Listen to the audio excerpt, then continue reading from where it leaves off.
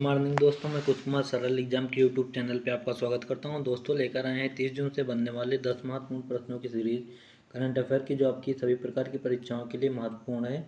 और सभी दोस्तों से मेरा निवेदन है कि कृपया इस चैनल को ज़्यादा से ज़्यादा लोगों तक शेयर करें, लाइक और सब्सक्राइब कराएँ। और फिर शुरू करते हैं हम आज का हमारा पहला प्रश्न करंट अफेयर का। प्रश्न है हमारा, भारत और किस देश की वायुसेनाओं के बीच होपेक्स अभ्यास शुरू हुआ? ऑप्शन है मिस्र, जापान, इटली, अमेरिका। तो इसका जो राइट आंसर होगा वो होगा मिस्र। मिस्र के साथ भारत ने होपेक्स अभ्यास शुरू किया है सेनाओं के बीच, वायुसेना। तो भारत और मिस्र की वायुसेनाओं के बीच होपेक्स अभ्यास शुरू हुआ है। और भारतीय वायुसेना और मिस्र वायुसेना के मध्य चौथा संयुक्त अभ्यास 21 से 26 जून तक 2024 में मिस्र में हुआ। उद्देश्य इसका क्या है? तो इस अभ्यास का उद्देश्य द्विपक्षीय एवं क्षेत्रीय सहयोग को बढ़ावा देना, जो दोनों देशों के मध्य अस्थायी संबंधों का प्रतीक है। और भारतीय सेना की टुकड़ी भारत मिस्र संयुक्त विशेष बल अभ्यास साइक्लोन के दूसरे संस्करण में भी भाग ले रही है। और राजधानी क्या है मिस्र की? तो काहिरा है। पीएम यहाँ के क्या है? तो मुस्तफ़ा मैड बाल्टी हैं। और राष्ट्रपति अब्देल फतेह अल सीसी हैं। ठीक, मिस्र के। मिस्र को नील नदी का वरदान भी कहते हैं, याद रखना है। अगला हमारा प्रश्न है, इसरो किस मिशन के तहत चंद्रयान-4 को अंतरिक्ष में असेंबल करेगा? स्पेसएक्स मिशन, मिशन चंद्रयान-4, मिशन गगन या मिशन अरुण? तो इसका जो राइट आंसर होगा ए, स्पेसएक्स मिशन के तहत चंद्रयान-4 को अंतरिक्ष में असेंबल करेगा इसरो। और इसरो स्पेसएक्स मिशन के तहत चंद्रयान-4 को अंतरिक्ष में असेंबल करेगा। इसरो ने अंतरिक्ष में इन असेंबली के साथ चंद्रयान-4 के लिए 2 चरणीय प्रक्षेपण की घोषणा की है, जिसका लक्ष्य चंद्रमा से नमूने वापस लाना है। पिछले मिशनों के विपरीत चंद्रयान-4 में भारत द्वारा अब तक इस्तेमाल की गई सबसे शक्तिशाली रॉकेट प्रणाली शामिल होगी, और इसमें अंतरिक्ष में असेंबल किए गए मॉड्यूल के साथ कई प्रक्षेपण शामिल होंगे।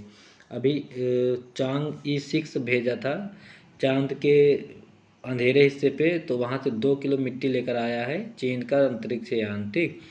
और आगे बात करें इसरो की स्थापना की, तो 15 अगस्त 1969 को इसकी स्थापना हुई। वर्तमान में इसके अध्यक्ष हैं यश सोमनाथ और मुख्यालय इसका बंगलोर में। ठीक।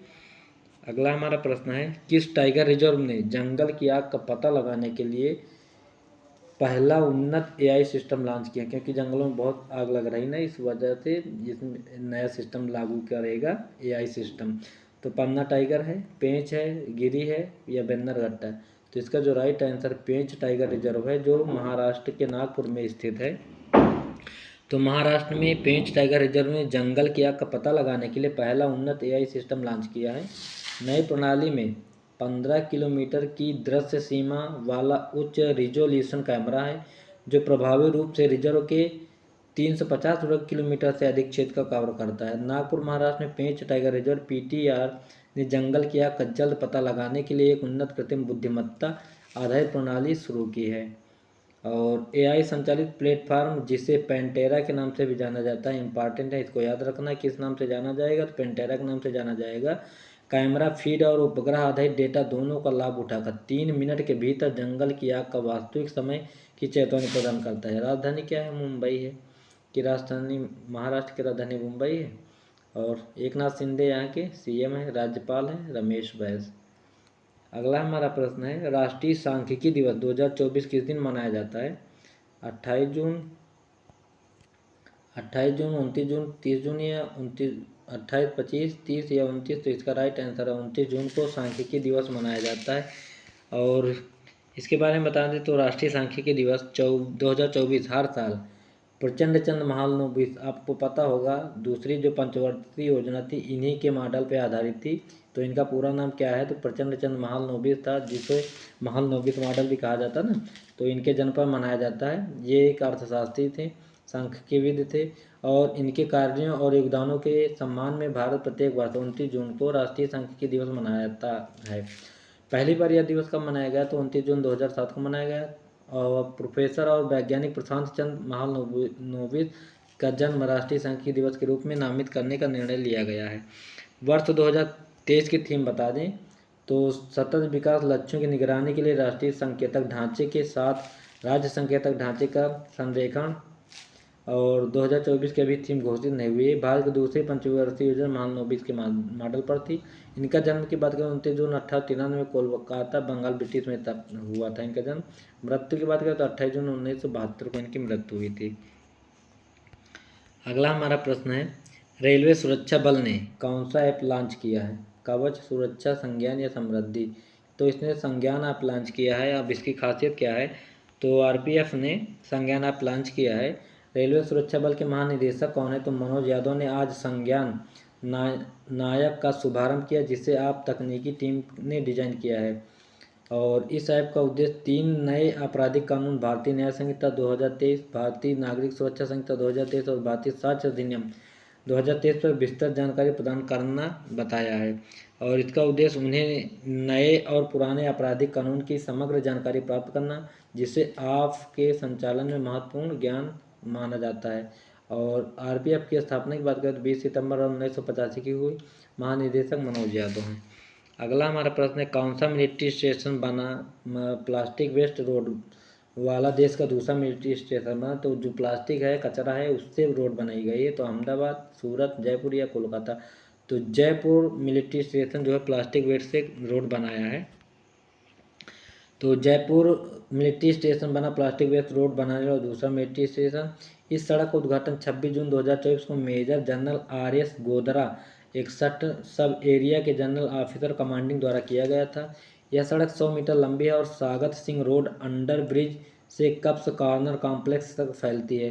2019 में देश का पहला सैन्य स्टेशन जहां प्लास्टिक कचरे से सड़क का निर्माण किया गया है, नारंगी सैन्य स्टेशन गुवाहाटी असम में है। ठीक, और टिकाऊ और हरित सैन्य स्टेशन बनाने के भारतीय सेना की नीति के अनुरूप जयपुर में सड़क का निर्माण डीफ कंस्ट्रक्शन प्राइवेट लिमिटेड की सहायता से जीआई दक्षिण सीई जयपुर जोन के तत्वाधान में किया गया था।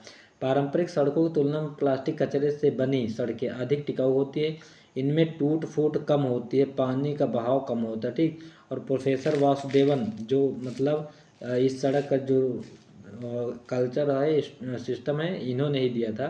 तो प्रोफेसर वासुदेवन भारत के प्लास्टिक मैन के रूप में इनको जाना जाता है। और उनके योगदान के लिए उन्हें 2018 में भारत के चौथे सर्वोच्च नागरिक पुरस्कार पद्मश्री से सम्मानित किया गया था, क्योंकि ये जो सिस्टम है प्लास्टिक से सड़क बनाने का निर्णय इन्हीं के द्वारा ही लिया गया था और इन्होंने इसकी खोज की है।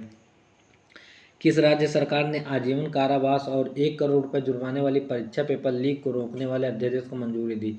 दिल्ली, मध्य प्रदेश, राजस्थान, उत्तर प्रदेश? इसका राइट आंसर है उत्तर प्रदेश, क्योंकि योगी सरकार खिरखिराई हुई है क्योंकि यूपी में सबसे ज़्यादा पेपर लीक होता है, इस वजह से चुनाव का असर अब इनको समझ में आ रहा है। इसके पहले सारी परीक्षाएं पारदर्शिता थी, लेकिन फिर भी नकल होती थी। तो उत्तर प्रदेश सरकार ने आजीवन कारावास और 1 करोड़ रुपये जुर्माने वाली परीक्षा पेपर लीक को रोकने वाले अध्यादेश को मंजूरी दी है। उत्तर प्रदेश सरकार ने परीक्षाओं को पारदर्शी और सूचितापूर्ण तरीके से संपन्न कराने के लिए मंगलवार को उत्तर प्रदेश सार्वजनिक परीक्षा अध्यादेश 2024 को मंजूरी दी है। हमेशा यही भाषण देते थे, परीक्षा पारदर्शी और सूचितापूर्ण हो रही, लेकिन हर परीक्षा में इन्होंने नकल करवाई है, कोई मौका नहीं। अब इनको समझ में आया कि शायद नकल हो रही थी। तो इस अध्यादेश में पेपर लीक के दोषियों के खिलाफ 2 साल से लेकर उम्र कैद तक की सजाए और 1 करोड़ रुपए तक जुर्माने का प्रावधान किया गया है। इस अध्यादेश का नाम याद रखना इंपॉर्टेंट है, अनुचित साधनों की रोकथाम अध्यादेश 2024 नाम दिया गया है। उत्तर प्रदेश की राजधानी आपको पता है लखनऊ। मुख्यमंत्री सीएम योगी आदित्यनाथ, राज्यपाल आनंदीबेन पटेल। 75 जिला वाला है, सबसे ज़्यादा जनसंख्या वाला राज्य उत्तर प्रदेश। हाल ही में किससे 12वां विश्व हिंदी सम्मान से नवाजा गया है? उषा ठाकुर, अरुंधति राय, चेतन भगत या खुशवंत सिंह? राइट आंसर उषा ठाकुर को दिया गया है ये अवार्ड, और अरुंधति राय को तो अभी मिला है अवार्ड ना। तो 12वां विश्व हिंदी सम्मान ने उषा ठाकुर को सम्मानित किया। 12वां विश्व हिंदी सम्मेलन 15-17 फरवरी 2023 तक फिजी के नाडी में आयोजित किया गया। ये हाँ, और इसे सरकार के सहयोग से आयोजित किया गया था।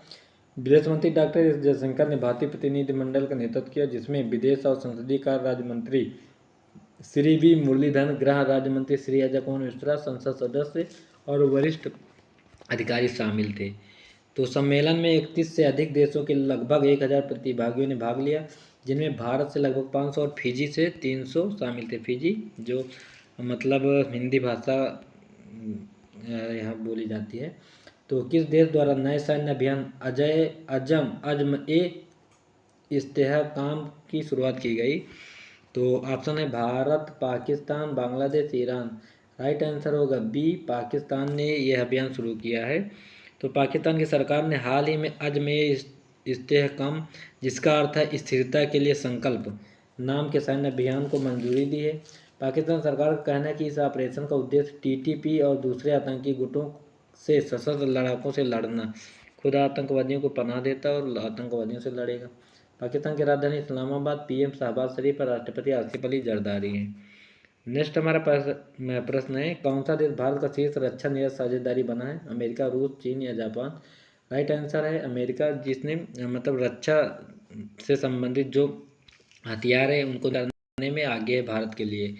तो अमेरिका भारत का शीर्ष रक्षा निर्यात साझेदारी बनकर उभरा है।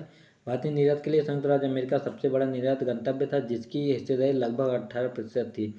और अमेरिका की राजधानी वाशिंगटन। 46वें राष्ट्रपति हैं जॉय बिडेन और 49वीं उपराष्ट्रपति वो कमला हैरिस बुआ जी। ठीक, तो ये थे आज के हमारे 10 महत्वपूर्ण इंपॉर्टेंट करंट अफेयर के प्रश्न, जो आपकी सभी प्रकार की परीक्षाओं के लिए इम्पॉर्टेंट थी। और उम्मीद है कि यह वीडियो आपको अच्छा लगा होगा। और जिस भी स्टूडेंट को मेरे चैनल से जुड़ना हो तो सरल एग्ज़ाम करके मेरा टेलीग्राम चैनल है, आप इस पर जुड़ जाएंगे तो आपको जो ये पीडीएफ दिखाई दे रही है, आपको यही पीडीएफ आपको मिल जाएगी पढ़ने के लिए। ठीक, और भी जो नोट्स आपको चाहिए तो आपको इस चैनल पे जुड़ना होगा, तब आपको सारी फैसिलिटी प्राप्त हो सकती है। तो thanks for watching this video, thank you.